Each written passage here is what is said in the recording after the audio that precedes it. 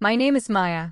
I run a small but successful boutique in the heart of Seattle, a place where silks, lace, and delicate threads come together to create beauty. Every dress, every scarf, every piece hanging in my shop has been touched by my hands, my vision. It is my sanctuary, a place built from nothing but ambition and persistence. And for years, I believed my life outside the boutique was just as carefully stitched together, just as flawless. Lucas Maxwell. My husband. Charming, confident, the golden son of a wealthy Seattle real estate family. He carried himself with the ease of a man who had never once doubted his place in the world. To everyone else, he was the picture of devotion, the kind of husband women envied and men admired. Together, we looked like a storybook couple, successful, elegant, untouchable. People admired us at every dinner party, every gala, every gathering. My family adored him. His family treated me like a prized jewel he had brought home. On the outside, everything gleamed. But perfection, I would soon learn, is nothing more than a carefully painted mask. The cracks came quietly at first. So faint I almost convinced myself I imagined them. A scent. A soft, floral perfume that lingered on his shirt collar. Not my scent. Not from any bottle I owned. I pressed my face into his jacket one evening, pretending to hug him a little longer, and my smile froze. That fragrance was distinct, almost exotic, and utterly unfamiliar. Then came the phone. Lucas had always been casual about it before, leaving it on the counter, letting it buzz without care. But suddenly, it was always face down. Always low on battery. Notifications vanished before I could glimpse them. He carried it into the bathroom when he showered. His eyes darted whenever I walked into the room mid-text. And then the nights. Work meetings, he said. Family projects, he claimed. The real estate business his father built often demanded odd hours, yes, but not like this. His explanations were vague, slippery, like trying to hold water in my hands. His gaze, once steady and warm, grew too quick, too deliberate when he reassured me. I wasn't paranoid. I was observant. I wasn't insecure. I was calculating. And the evidence only grew. The confirmation didn't explode into my life, it clicked into place with a quiet, devastating certainty. I saw it on his keychain one night when he carelessly tossed it on the dresser, a small plastic card, sleek and black, embossed with the logo of a luxury hotel downtown. Not a place for business meetings. A place for discretion. A place where married men disappeared for hours and returned with the smell of lies on their skin. Still, I said nothing. But then, the lipstick. I found it tucked deep inside his coat pocket, almost as if he'd hidden it from himself.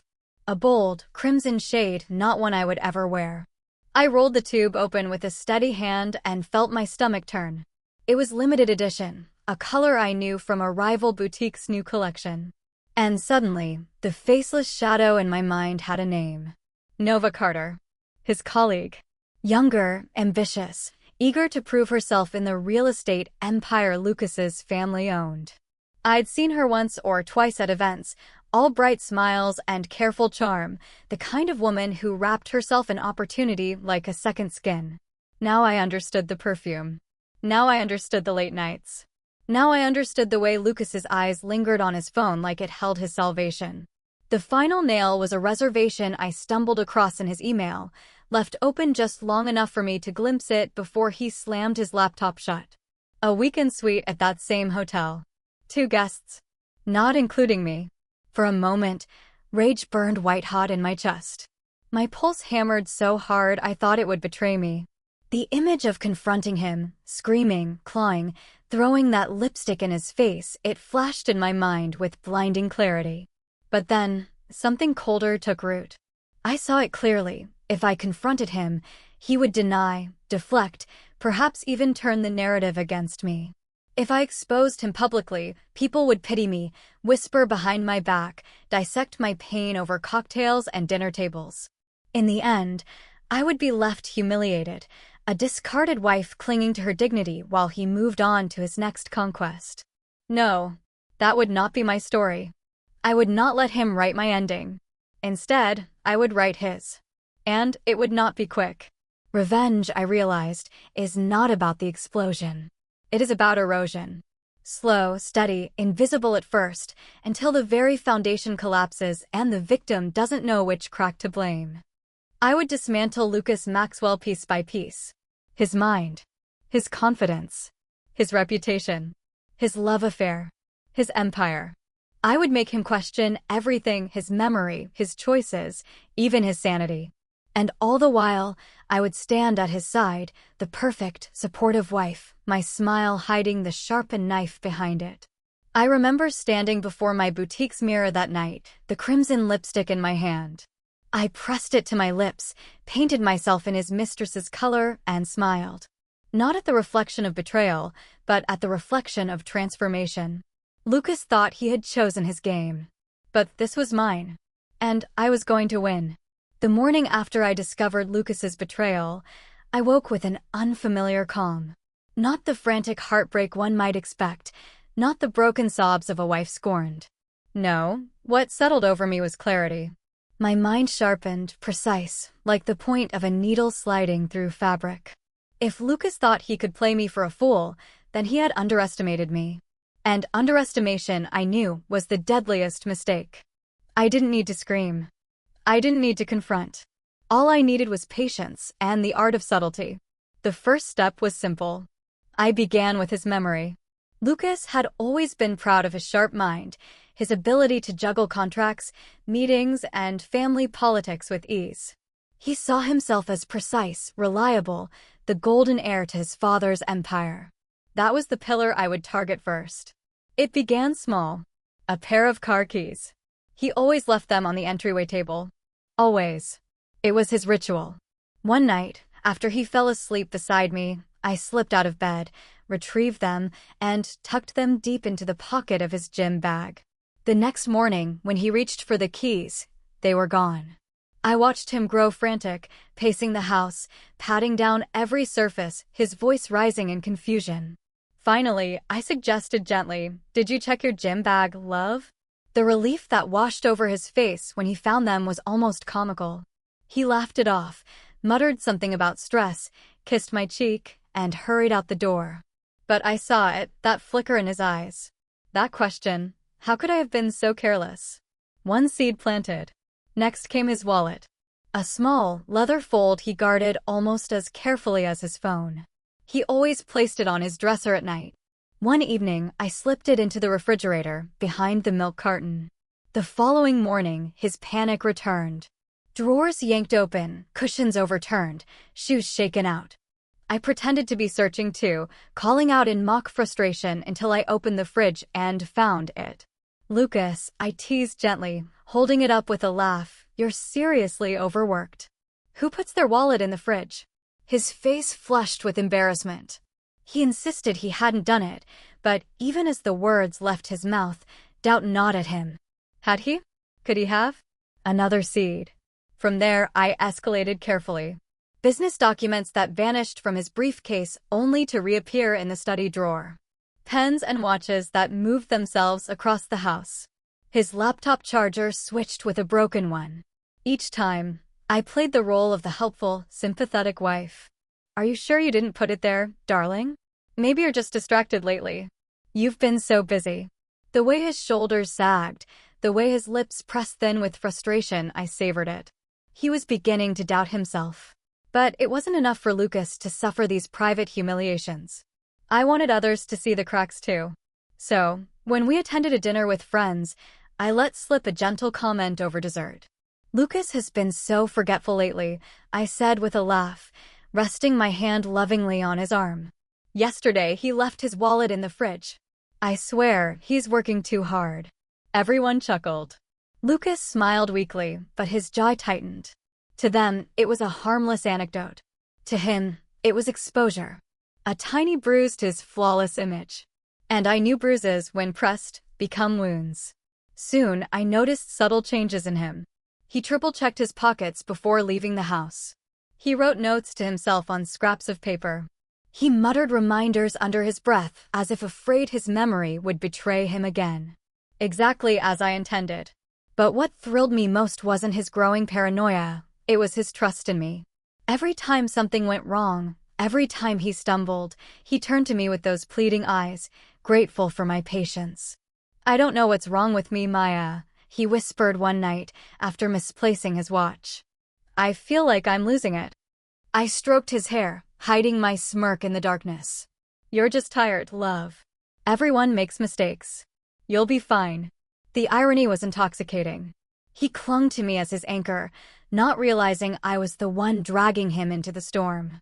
Still, patience was my virtue. Too much too soon, and he might catch on.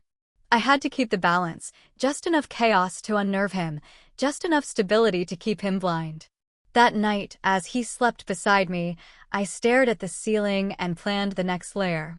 Memory was only the beginning. Soon, I would crawl deeper into his routines, his technology, his very perception of reality. If he thought he could build a life on lies, I would turn those lies into his entire existence.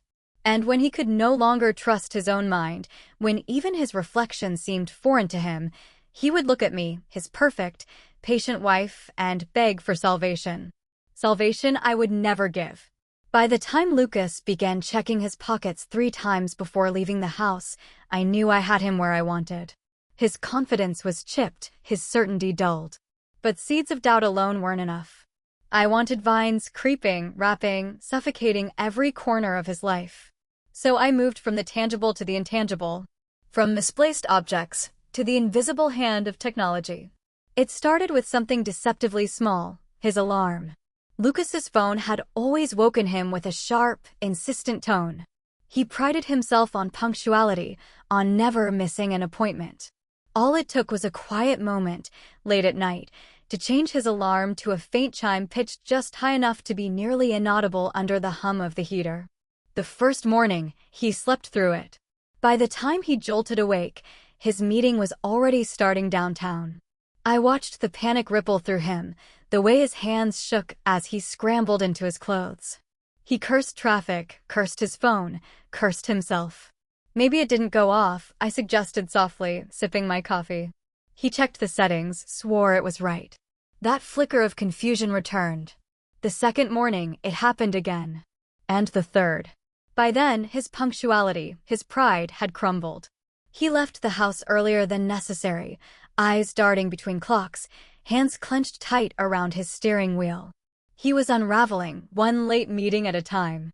But alarms were just the beginning.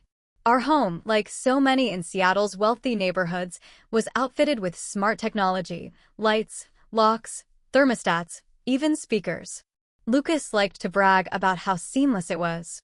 "One app controls everything," he would boast. That app became my stage. I set the lights to flicker randomly, only when he was alone. Sometimes in the dead of night, a soft glow would bloom in the hallway, waking him with a start. Other times, the living room chandelier would blink, casting shifting shadows while he read his emails. I made sure it never happened when I was present. To him, it was unexplainable. To me, it was delicious. "Maybe the wiring's faulty," I said when he mentioned it one evening, his brow furrowed. "But it's all new," he muttered, more to himself than to me. "It doesn't make sense." Exactly. It wasn't supposed to. Next came his laptop. Lucas relied on it for everything: contracts, financial models, presentations. A subtle rearranging of his desktop icons, a missing folder that would suddenly reappear hours later, emails accidentally deleted while he wasn't looking. None of it catastrophic, not yet, but enough to make him hesitate, to make him question his own memory. "I swear I had it saved here," he muttered, clicking furiously. "Maybe you just forgot," I offered, tilting my head with practiced sympathy. He stared at me then, as if trying to measure whether I was mocking him. I kept my face perfectly soft, my eyes laced with concern. That was when I knew the hook had sunk deep. But perhaps my most satisfying move was involving Nova. After all, what better way to poison their affair than with the same chaos I fed to him?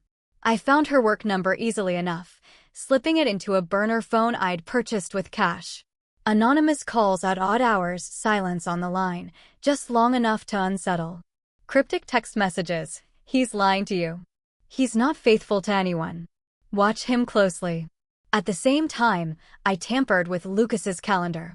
His reminders for dates with her shifted forward or back by an hour. A dinner reservation forgotten, a phone call unanswered. He swore he'd made the entries correctly. She accused him of carelessness. Their whispered arguments grew sharper, angrier. I watched it all unfold like theater. Lucas's paranoia bleeding into Nova's frustration, their perfect little bubble of romance punctured by mistrust.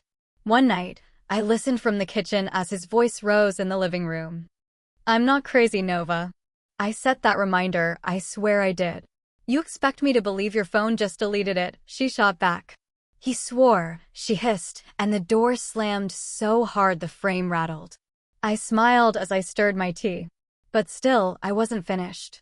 Late one evening, while Lucas worked in his study, I slipped into the garage where his car sat gleaming beneath the lights. I adjusted the seat, tilted the mirrors, changed the radio station to static. Nothing dangerous, nothing that could be traced to sabotage. Just enough for him to sit behind the wheel and think, didn't I leave it differently? Am I losing track again? By the time he came upstairs that night, he looked haunted. Dark circles beneath his eyes, jaw tight with restrained fury. "Maya," he whispered, standing at the edge of our bed. "Something's wrong with me." I blinked at him, feigning confusion. "Wrong with you? What do you mean?" "I forget things. I hear things. The lights, the alarms, it's like the house is playing tricks on me." I reached for his hand, brushed it gently. "You're just stressed, love. The business, your father's expectations, it's a lot. Anyone would be overwhelmed." He swallowed hard, clinging to my words as if they were life rafts. But inside, I was smiling. Because the truth was beginning to dawn in his eyes, the horrifying thought that maybe he couldn't trust his own mind anymore. And once a man like Lucas loses trust in himself, he loses everything. By the time Lucas confessed to me that something was wrong with him, I knew it was time to escalate. The misplaced objects and flickering lights had done their job. He doubted himself. He flinched at shadows of mistakes he hadn't made. Now, I would take away the one thing he clung to most, his sense of reality. It started with conversations. At breakfast one morning, I slid a plate of toast toward him and casually asked, "Did you confirm your meeting was pushed to 3 o'clock like you said?" He looked at me blankly. "What?" "I never said that. The meeting's at noon." I tilted my head, letting just enough confusion crease my brow. "Lucas, we talked about this last night. You insisted on rescheduling. Are you sure you're feeling all right? You've been forgetting things lately." I saw it in his eyes, the hesitation, the tiny flicker of panic. He didn't remember the conversation because it never happened. But I told it so naturally, so gently, that a small part of him wondered if maybe it had. That was my weapon, not confrontation, but suggestion. Whispering alternate truths into his ear until he couldn't separate memory from invention. The next week, I denied a conversation entirely. "Maya, didn't we agree to invite my father to dinner this Friday?" he asked one evening. I set down my wine glass, brow furrowed. "No, Lucas. We never discussed that. Are you sure you're not mixing things up?" His face tightened. "Yes, we did. I remember." But the confidence drained out of him before he finished the sentence. And I just reached across the table, laid my hand on his, and said softly, "I'm worried about you." The worry spread from his eyes into his shoulders, into the way he moved through the house like a man lost in fog. From there, I added subtler touches. His prized watch, a sleek, custom-made piece he loved to show off, vanished from its velvet box one morning. I replaced it with a nearly identical one I had purchased secondhand, a cheaper model with minute differences. He didn't notice at first, not until weeks later when he caught the slight misalignment of the dial. "Something's wrong with this," he muttered, frowning down at it. "You must be mistaken," I said lightly, brushing past him with a laundry basket. "That's the watch you've always worn." The way he stared at it, torn between belief and disbelief, was exquisite. Another day, I swapped the painting in the living room, a landscape his parents had gifted us, with a nearly identical print I'd commissioned from a local artist. Same colors, same frame, but off in just enough ways to nag at the corner of his mind. "Maya," he said slowly one evening, standing before it, "wasn't this painting different?" "The tree on the left." I walked up beside him, folded my arms, and shook my head. Lucas, it's been the same painting since they gave it to us. You're remembering it wrong. He stared at it for a long time, his jaw flexing, before finally shaking his head as if to clear it. But the doubt lingered. The beauty of gaslighting is that it's invisible. From the outside, I was the devoted wife, endlessly patient with her overworked husband. But inside our walls, I was a puppeteer, tugging at strings only I could see. And soon, I spread my performance beyond our home. At dinner parties and charity galas, I began planting whispers. Not accusations, no, those would draw suspicion. Just hints of concern, woven into casual conversation. Lucas has been so distracted lately, I confided to one of his colleagues with a weary sigh. I think the stress is getting to him. He's been forgetting things, misplacing things. It's not like him at all. I just hope he takes care of himself. They nodded, sympathetic, their eyes already flicking toward him across the room. At another gathering, when laughter filled the table, I let a comment slip with a fond smile. Oh, you won't believe what Lucas did last week. He put his wallet in the refrigerator again. I think he needs a vacation. Everyone laughed. Lucas forced a chuckle, but I saw the tightness in his jaw, the way his knuckles whitened around his glass. They thought it was harmless teasing. He knew it was exposure. And exposure corrodes reputations faster than any scandal. Before long, the questions began. His colleagues asking if he was all right. Friends pulling him aside, murmuring, maybe you're working too hard, man. You seem different lately. Even his father cast a scrutinizing eye at him during a family dinner, remarking, you need to get a grip, Lucas. People are starting to notice. I sat beside him, hand on his arm, eyes full of concern. He's just been tired, I said gently, defending him with the kind of love that made me look saintly. All the while, he sank deeper into the quicksand I had created. At night, he tossed and turned, mumbling fragments of conversations he couldn't trust.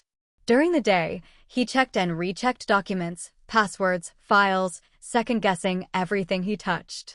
He looked at me often now, searching my face for reassurance, for some tether to reality. And I gave it to him, sweet and gentle, even as I sharpened the blade behind my smile. Because Lucas wasn't just doubting his memory anymore. He was doubting himself. And once a man doubts himself, it's only a matter of time before everyone else does too. Revenge isn't complete until every piece of the puzzle falls apart. Destroying Lucas's mind was satisfying, but his secret lover still stood as a pillar of comfort for him. Nova. She was young, ambitious, reckless, a woman who thought she had outsmarted me, who mistook my silence for weakness. She believed she had stolen my husband. What she didn't know was that she'd just volunteered to be my next game piece. I started with whispers. Using a private number, I sent her a simple text late one night. Do you know who he was with yesterday? For hours, she didn't respond. Then, at nearly 2 a.m. Who is this? I didn't reply. Silence was far more powerful. It let the doubt crawl under her skin, coil in her stomach. 2 days later, another message. Check his phone. You'll find her name. I left it vague, abstract. That was the key, not to accuse Lucas outright, but to make Nova's own imagination work against her. Humans will always invent monsters bigger than the ones we hand them. And she did. I imagined her scrolling through his phone in the dark, looking for names, messages, hidden folders. Imagine the way her face must have twisted when she found nothing, because absence itself is suspicion. Then I gave her proof. Manufactured, of course. A fake profile, a staged set of photos, Lucas laughing with a woman he didn't know, their heads tilted too close, their smiles too familiar. I made sure the backgrounds matched Seattle streets Nova would recognize. The next message. He says you're the only one. But he told her the same thing. I pictured Nova staring at the screen, rage and hurt building until it spilled over. The cracks began to show quickly.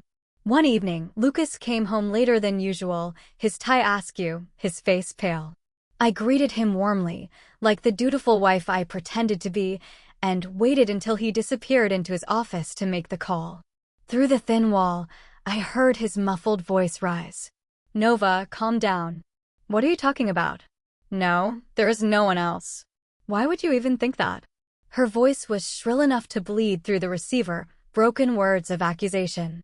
I leaned back against the sofa, smiling as I sipped my wine.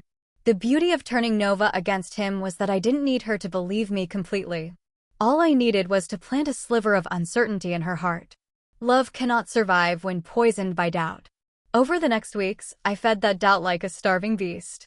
More texts, more photos, each one arriving when she had just begun to forgive him. I studied their patterns, their meetings, their stolen moments together, and timed my strikes to perfection. When Lucas surprised her with flowers, I sent her a photo of him supposedly with another woman the very next day. When he promised her commitment, I sent a message. He told me the same thing last night. Her trust corroded with each whisper. And then I delivered the most devastating blow of all, proof that wasn't proof at all. I crafted a fake email, carefully imitating Lucas's style, sent from a hidden account under his name. In it, he wrote sweet nothings to a third, non-existent woman. I made sure Nova stumbled upon it, her own curiosity guiding her there. The explosion was nuclear. Their fights became louder, more public. Lucas began arriving late to his office, his shirt rumpled, his eyes bloodshot. He tried to hide the arguments from the world, but whispers travel fast. His colleagues noticed. His father noticed. And Nova? She no longer looked at him with love. She looked at him with suspicion, anger, betrayal. One night, I stood at my boutique's window across the street, watching from the shadows as they met on the corner. Their voices carried across the damp Seattle air. "You're lying to me," Nova screamed, shoving his chest. "Don't you dare tell me I'm crazy, Lucas. I've seen the messages." Lucas ran his hands through his hair, desperate. "Nova, I don't know what's happening, but it's not me. You have to believe me." Her laugh was sharp, cruel. "Believe you? You can't even keep your story straight. Do you think I'm stupid?" I sipped my coffee, savoring the scene like fine theater. It was everything I wanted. The affair that had once been his escape, his sanctuary, was now another battlefield. Nova's trust had shattered, and with it, the fragile balance Lucas had clung to. He no longer had me, no longer had her. He was adrift, betrayed on both sides, and entirely alone. And still, he had no idea who held the strings. The best part? Nova's collapse mirrored his own. She stopped looking polished, her clothes wrinkled, her face tight with exhaustion. People in their circles began whispering about her too, wondering if perhaps she was unstable, hysterical, too volatile to be taken seriously. Two birds with one stone. I didn't just take Lucas's lover from him. I made sure she would never be remembered as anything but a storm that destroyed him. And I wasn't done yet. Because once Nova was broken, Lucas's entire world would come crashing down. And I was ready to light the match. By now, Lucas was no longer the man people envied. He had become a husk, a hollow echo of himself, and I had carved him into it, piece by piece. He walked through our home like a ghost, his once confident stride replaced with aimless pacing. His hair, always neatly styled, now stuck in uneven tufts from restless fingers pulling at it. Dark circles bloomed under his eyes like bruises, the result of sleepless nights spent questioning his own sanity. The smallest sounds startled him. A creak in the floorboards, a phone vibrating on the counter, the faint hum of the smart lights flickering at midnight. Each one made him flinch. I watched him closely, pretending concern. "Lucas," I murmured one morning as he struggled to find his cufflinks, his hands trembling. "You look so tired. Are you sure you're okay?" His eyes darted to mine, wide and bloodshot. I don't know what's happening to me, Maya. I keep forgetting things. Nova keeps saying I'm lying to her and my father. My father thinks I'm distracted." His voice cracked, the words tumbling out like broken glass. "What if I'm sick? What if something's wrong with my brain?" I laid a gentle hand on his arm, squeezing softly, my expression carved with sympathy. "Maybe it's just stress. The business, the pressure, everything on your shoulders." I tilted my head slightly, studying him. "But maybe, darling, it's time to see someone. A professional." The relief in his eyes was almost comical. He nodded eagerly, desperate for help, clinging to the hope that someone could explain what was happening to him. He never once suspected that the woman suggesting a psychologist was the very one orchestrating his collapse. That was the beauty of my performance. I wasn't just the villain. I was his savior, too. At the office, things unraveled faster than even I anticipated. The family business was Lucas's kingdom, the pedestal on which he'd been placed by his father. He had been groomed for years to take the reins, praised for his sharp instincts and decisive leadership. But now, those instincts were buried beneath fog and paranoia.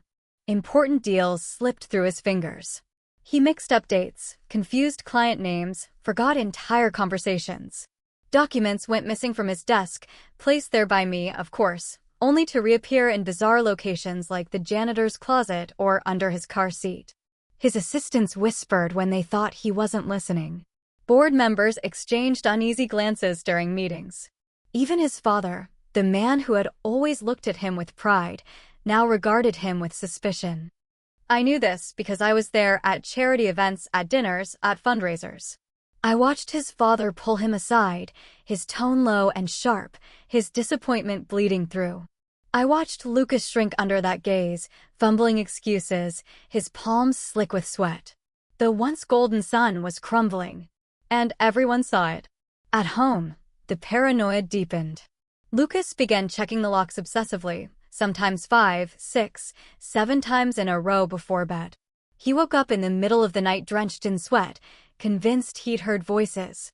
He accused me once, just once, of moving his things. Maya, did you put my laptop in the garage? Because I swear I left it in the study. His tone was hesitant, almost pleading, like a child afraid of the answer. I widened my eyes, softening my voice. Lucas, why would I ever do that? You must have forgotten again. I reached for his hand, and he let me, desperate for comfort. I'm worried about you. Really. Maybe we should move that appointment up. It's not like you to be so distracted. And just like that, I twisted the knife. He apologized, of course. Always apologizing now to me, to his father, to Nova. The mighty Lucas, reduced to begging for patience from the very people he once commanded. Nova, meanwhile, was tearing herself apart. The messages I'd fed her had done their job. She and Lucas fought constantly, their arguments spilling into public spaces. She screamed at him in coffee shops, shoved him in parking lots, her voice echoing off glass towers downtown. And Lucas, instead of defending himself with the charm that had once been his greatest weapon, simply wilted. He stammered, he begged, he swore he was telling the truth, but the doubt was too deep, the poison too strong. Their affair, once his escape, had become another prison. The whispers spread through Seattle's elite circles like wildfire. At luncheons and gallery openings, I heard them, women leaning close, their pearls catching the light, murmuring just loudly enough.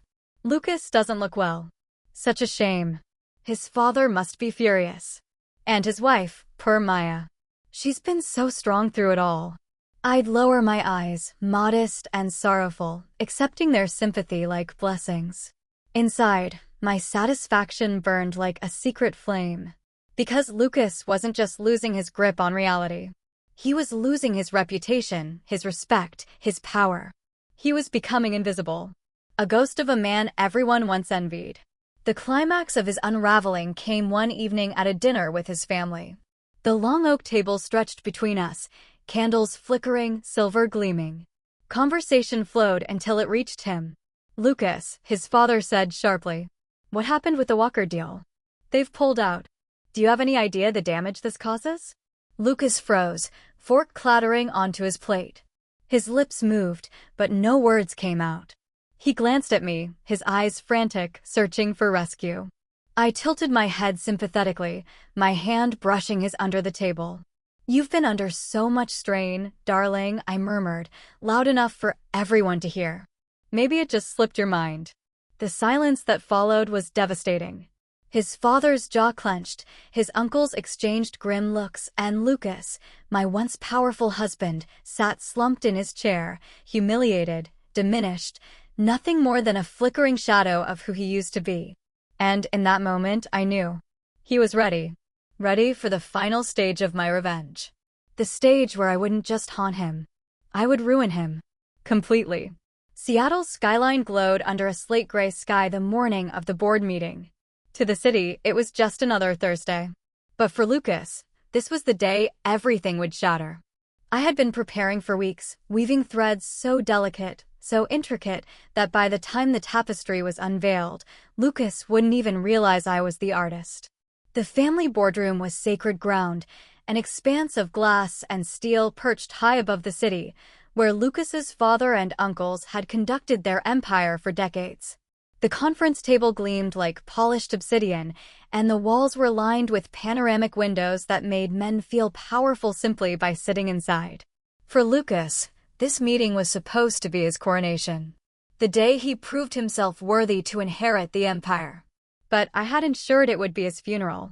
The sabotage began quietly. The night before, while Lucas showered, I slipped into his study.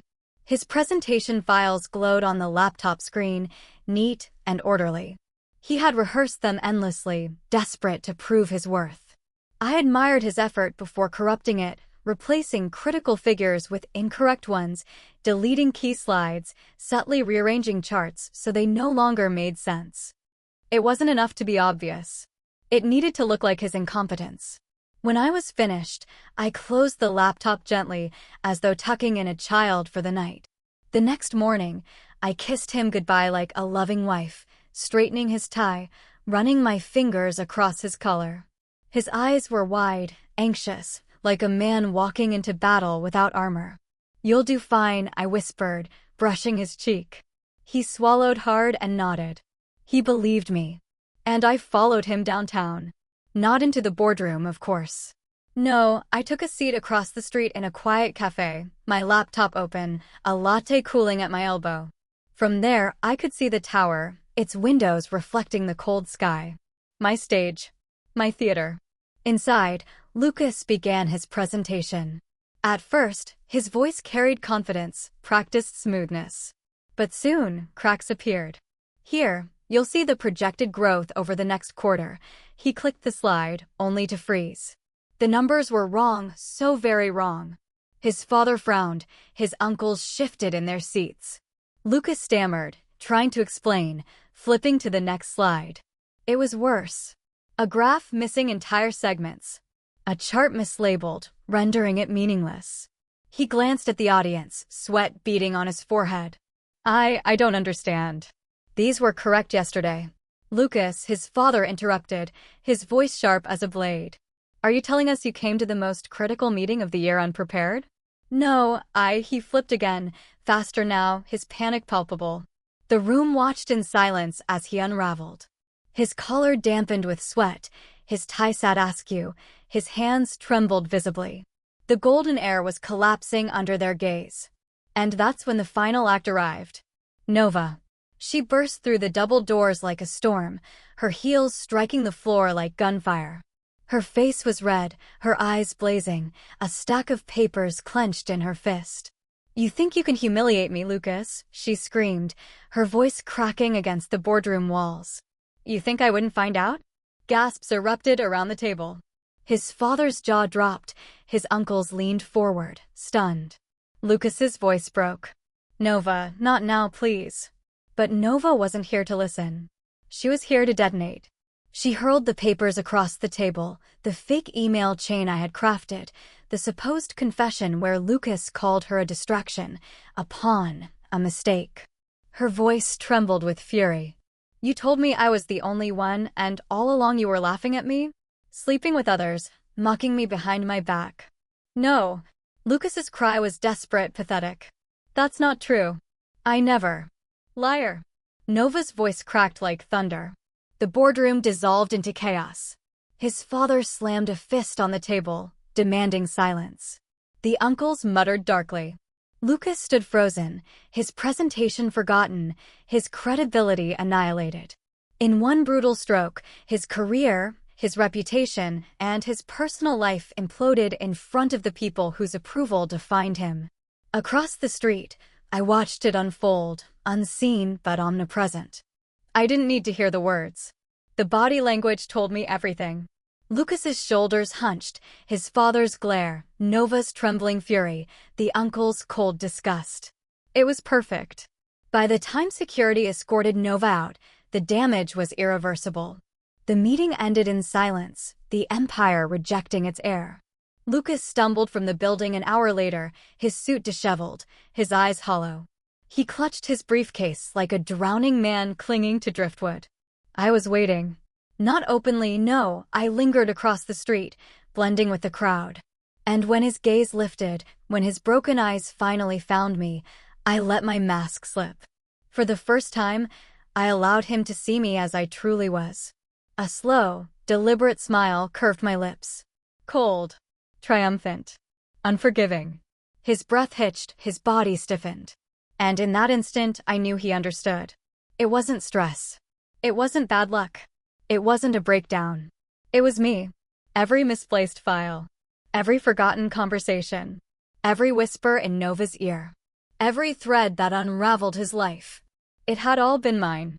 Lucas staggered backward, his briefcase slipping from his fingers, crashing onto the sidewalk. People glanced, then quickly looked away. But his eyes never left mine. Horror dawned across his face as the puzzle pieces locked into place. The man who once believed he owned me finally saw the truth. I had never been his possession. I was his destroyer. And as he crumbled, standing exposed in the heart of Seattle, I turned away, my silence louder than any final word could ever be. Because the massacre was complete. The rain had begun to fall over Seattle, streaking the glass towers and painting the streets in silver. Lucas stood outside his family's building, drenched, broken, staring after me as if I were the ghost haunting him. But I wasn't a ghost. I was real. Flesh and blood. The wife he thought he had betrayed. The woman he underestimated. The architect of his downfall. I left him there, shivering under the weight of his own ruin, and walked away. My heels clicked steadily against the wet pavement, each step carrying me further from the man who had once been my world, and who is now nothing but rubble. In the days that followed, the collapse was complete. News of the boardroom disaster spread quickly. Seattle's business circles are like veins, carrying gossip like oxygen. Lucas had been the crown prince of his family's empire. Overnight, he became the cautionary tale. Clients withdrew. Investors demanded answers. His father cut him out of decision-making entirely, announcing publicly that Lucas would be taking a leave of absence to recover. Everyone knew what that meant: exile. Nova, furious and humiliated, vanished from the city. She left no forwarding address, no goodbye. The ambitious woman who had once clung to Lucas for status and passion left him with nothing but silence. His friends stopped calling. His colleagues avoided him. His phone, once buzzing with constant attention, sat lifeless on the nightstand. And Lucas himself, he barely left the house. I'd pass his study door sometimes and hear him muttering, whispering to himself like a man unraveling. It wasn't me. I didn't forget. I didn't. He scribbled on scraps of paper, desperate to prove something to himself, but the evidence was gone, erased by my careful hand. The golden air of Seattle was now a shadow pacing circles in the dark. And me? I flourished. The sympathy poured in. At luncheons, women embraced me, praising my strength, my loyalty. "Maya, you've been such a rock for Lucas during this difficult time," they cooed, as though I were a saint. Men nodded approvingly, offering assistance, invitations, business opportunities. My boutique became more than a store. It became a symbol. The story of the faithful wife who kept her life together while her husband fell apart. Society women flocked to it, not just for the clothes, but to be seen supporting me. My designs appeared in magazines, my name on the lips of Seattle's elite. While Lucas shrank, I expanded. His collapse became my foundation. His ruin, my empire. One night, weeks later, I stood in front of the mirror in our bedroom. The reflection staring back at me was no longer the naive woman who once believed in a perfect marriage. My eyes were sharper. My smile was colder.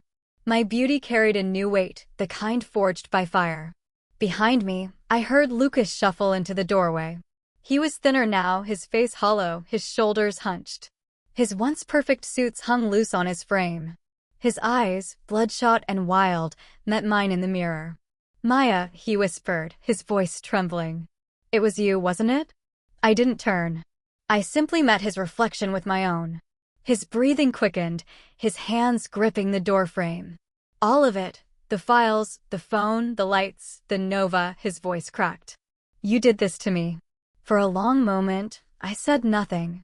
The silence stretched, thick and suffocating, until it pressed him to the edge of madness. And then, slowly, deliberately, I smiled. That was all the answer he would ever get. His face crumpled, the realization crushing him. He staggered back, mumbling to himself, retreating into the shadows of the hallway like the ghost he had become. That night, I stepped onto the balcony, the city lights sprawling before me like a sea of jewels. The rain had stopped, leaving the streets below slick and gleaming.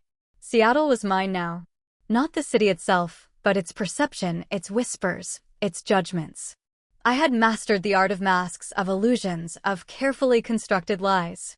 Lucas had taught me that perfection was an illusion, but unlike him, I learned how to wield it.